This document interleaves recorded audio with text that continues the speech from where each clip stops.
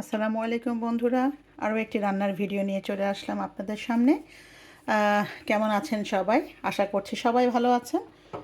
আপনাদের দোয়া এবং আল্লাহর অশেষ রহমতে আমিও ভালো আছি। আজকে আমি যে রান্নাটি শেয়ার করব সেটা হচ্ছে আমাদের দেশের অত্যন্ত জনপ্রিয় একটি শাক, পাট শাক। তো এই পাট শাকটি আমার মায়ের রেসিপিতে আজকে আমি রান্না করব। আমি মসুরের ডাল দিয়ে এই শাকটি রান্না করব। তো চলুন কথা না বাড়িয়ে আমরা সরাসরি রান্নায় চলে যাই। আমি কিছুটা পেঁয়াজ কেটে রেখেছি, সে পেঁয়াজ আমি এখন তেলের ভিতরে দিয়ে দেবো। তেলটা বোধহয় খুব বেশি গরম হয়ে গেছে।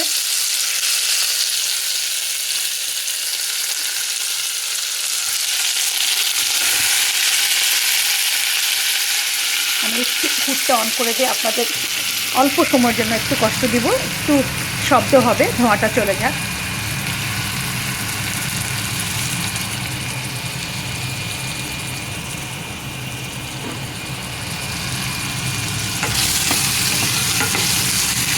আমি তেলের ভিতর পেঁয়াজটা দিয়ে দিলাম। পেঁয়াজটা ভাজা হয়ে গেছে। আমি এখানে এখন চিংড়ি মাছ দিয়ে দিব। চিংড়ি মাছ আগে আমি কেটে এখানে পরিষ্কার করে রেখেছি। চিংড়ি মাছটা দিয়ে দিচ্ছি। এটা খানিক কিছুটা লাল চিংড়ি, লাল চিংড়িটা খুব ভালো লাগে।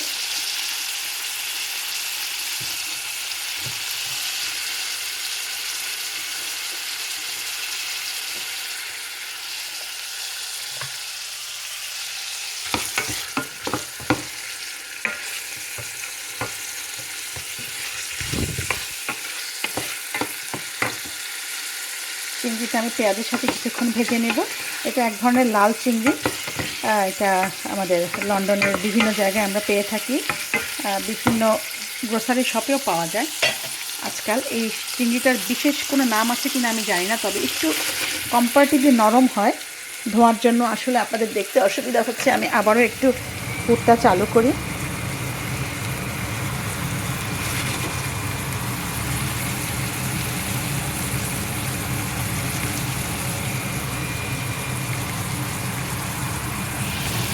তেলটা অতিরিক্ত গরম হয়ে যাওয়ার কারণে ধোঁয়ার পরিমাণটা বেশি হয়েছে।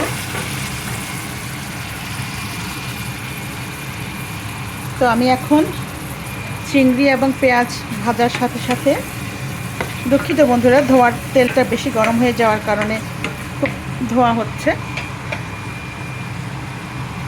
এখন আমি এখানে অল্প অল্প করে সব মশলা দিয়ে দিচ্ছি পরিমাণ মতো লবণ। যেহেতু ডাল দিব, ডালে লবণ একটু বেশি লাগে, আর শাক এবং ডাল দুটো থাকার কারণে মরিচটাও একটু বেশি দিব। বন্ধ করে দেই, শব্দ হচ্ছে, শোনা যাচ্ছে না। দিয়ে দিচ্ছি হলুদ,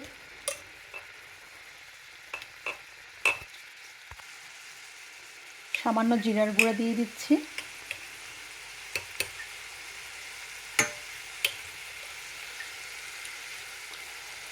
অল্প একটু পানি দিয়ে মশলাটা একটু কষিয়ে নেব।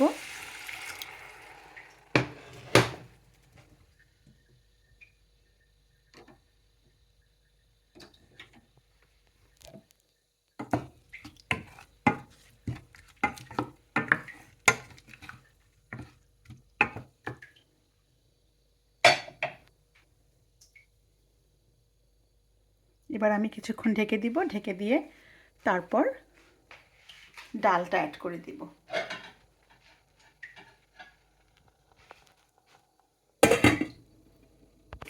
মশলা খানিকটা কষানো হয়ে গেছে।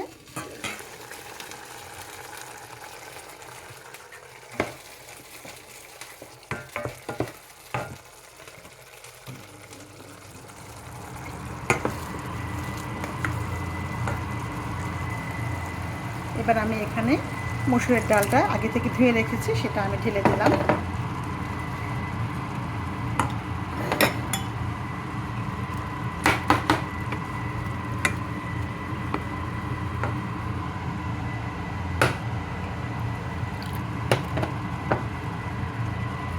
বাকি ডালটাও ছিল, সেটা আমি একটু পানির সাথে দিয়ে আবারও ঢেকে দেব 10 মিনিটের জন্য।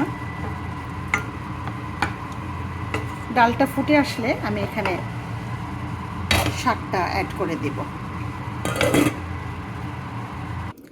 ডালটা দিয়েছি প্রায় 5-7 মিনিট হয়ে গিয়েছে বন্ধুরা। এবার আমি এখানে আগে থেকে কেটে ধুয়ে রাখা পাট শাক এই ডালের ভিতরে দিয়ে দিব।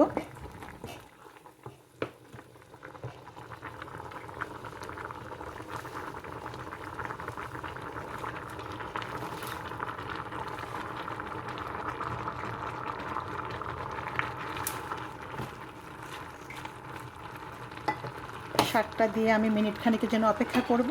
শাকটা একটু নরম হলে ভালো করে আমি সব কিছু মিশিয়ে নেড়ে চেড়ে মিশিয়ে দেব।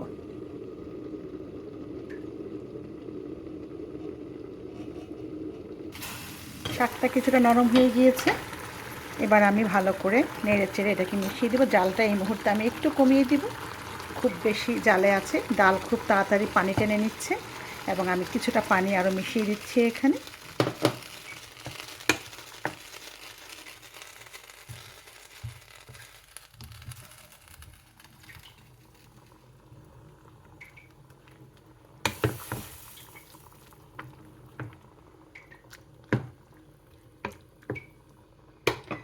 এবার আমি আবার 4-5 মিনিটের জন্য শাকটা আবারও ঢেকে দিচ্ছি।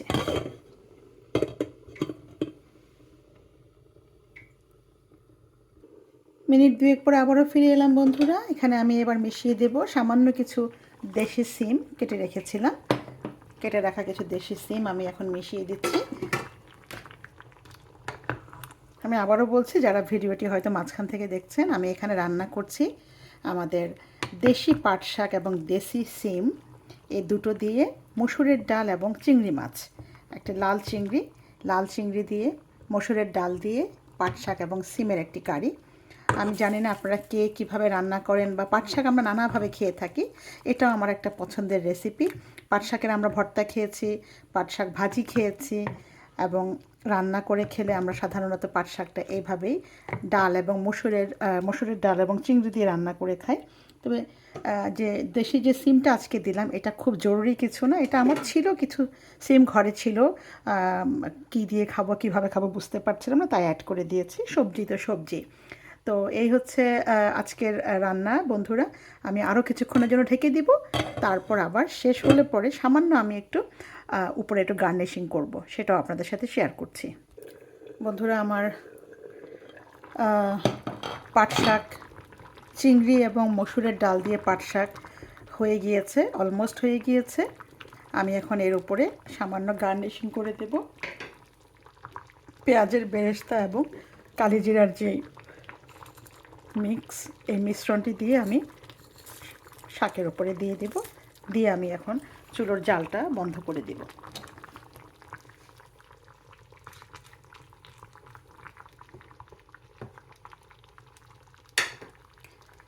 জানি না আপনাদের কেমন লাগছে, কিন্তু আমি তো খুবই এক্সাইটেড খাওয়ার জন্য, কারণ এটা আমার অনেক পছন্দের একটা কারি। এখানে চিংড়ি মাছ এবং পাট শাক দিয়ে মসুরের ডাল দিয়ে যে কারিটা রান্না করেছি,